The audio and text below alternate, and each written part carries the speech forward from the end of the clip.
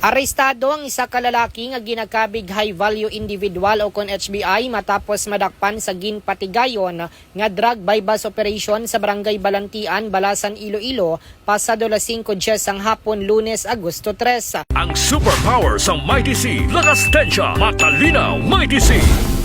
Ginkilala ang sospitsado kay alias Michael, 27 anyos, kag-residente sa nasambit nga barangay. Suno kay Police Lieutenant Patrick John D.C. Alabado, hepe sang Balasan Municipal Police Station, ginpahayag sini nga nabaklan ang main subject sang isa ka sachet sang ginapatian shabu sa balor nga 9,500 pesos. Dugang pa sini nga na-recover pagid sa operasyon ang 3 ka sachet sang ginapatian illegal nga droga nga nagabug-atanan sang 110 gramos nga may standard drug price nga 748,000 pesos.